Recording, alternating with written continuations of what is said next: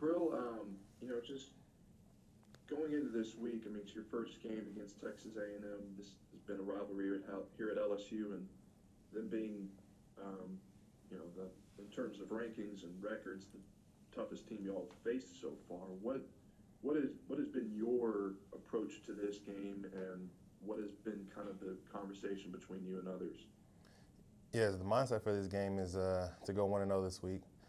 We know every SEC game is going to be tough.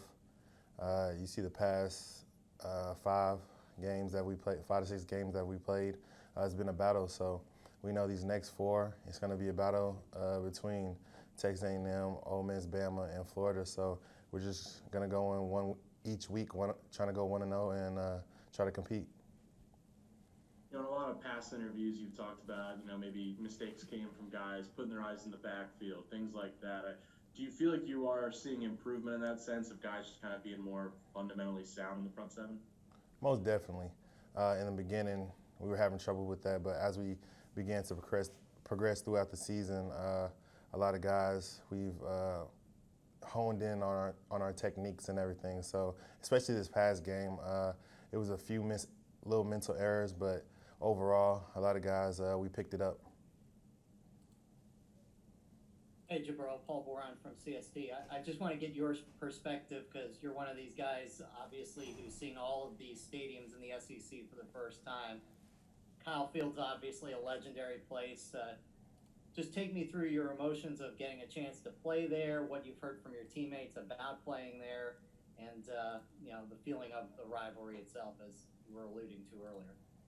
Yes, SEC stadiums, the atmosphere is totally different.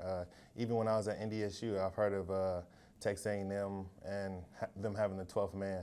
But even with COVID, I know that the stadium is still going to be rocking either way. So just being able to compete at the highest level at these stadiums, it's just a blessing for me, and hopefully we can come out with a win this week.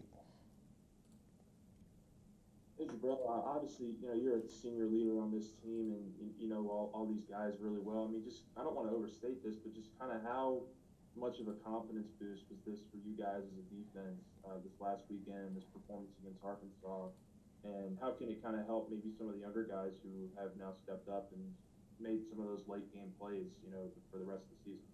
Yeah, this is a huge confidence boost. A lot of guys went down, and it was the next man up mentality. The guys that came in and filled those holes, they did a pretty good job. And this just gives us another opportunity to keep getting better as a whole. Going into this week, no one expects us to win.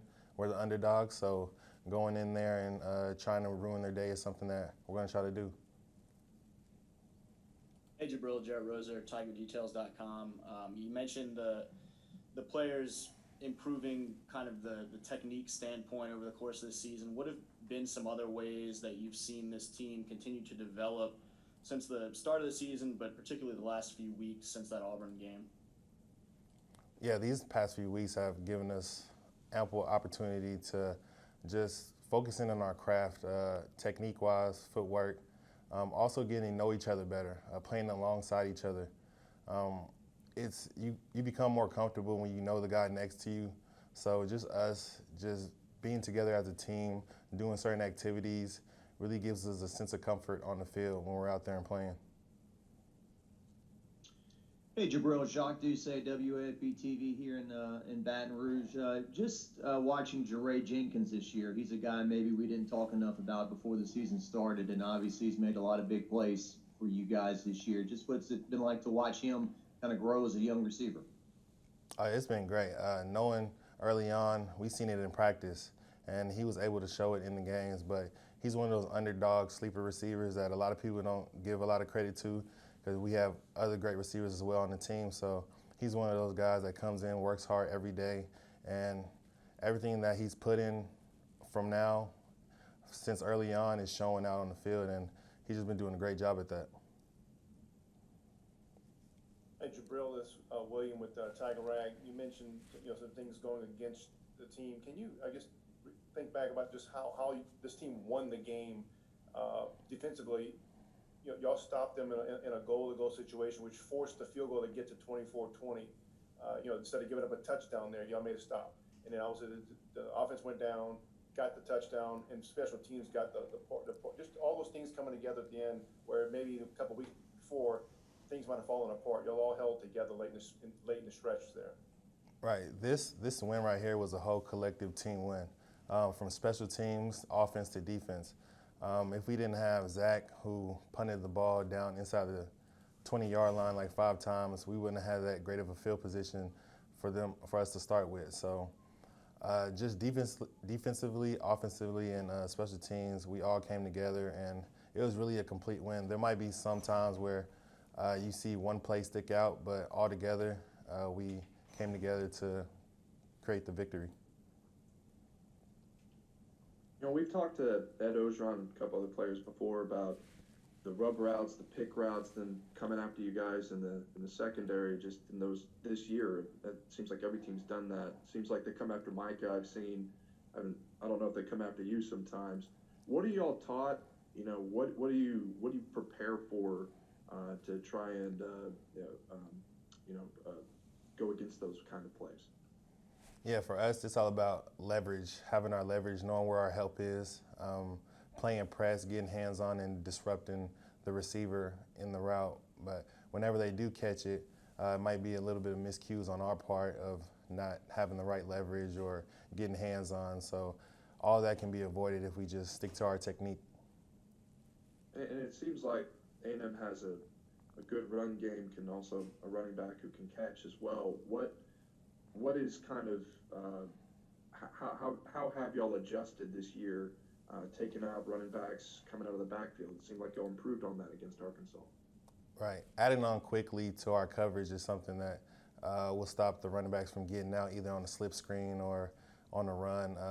Just attacking the holes is something that we also worked on with these past weeks, and not having the O-line get up on us, like the centers and tackles climb up to us. So just hurrying up and adding on to our coverage is something that we've worked on.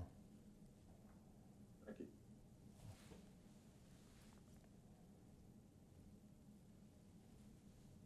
Hey, Jabril, 2 interceptions this year for you, almost 2 touchdowns.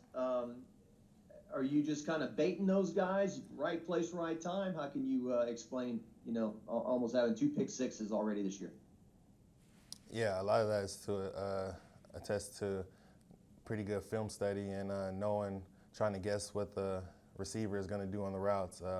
Most of those, the last interception, I was playing zone, so I was just trying to fill the hole and give extra help to whichever cornerback needed it. So at the end of the day, a lot of this is just having faith and belief in the coaching staff and just doing what they're telling me to do.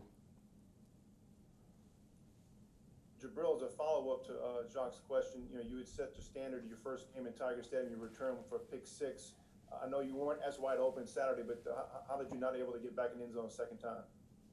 Yeah, I was trying to show my little offensive abilities on that one, but I thought I got in. I thought I hit the pylon, but the review, it said it wasn't. I think if on the field they would have called a touchdown, it would have been hard to overturn it. So I got close enough for the offense to score, though, so that was the only thing that mattered.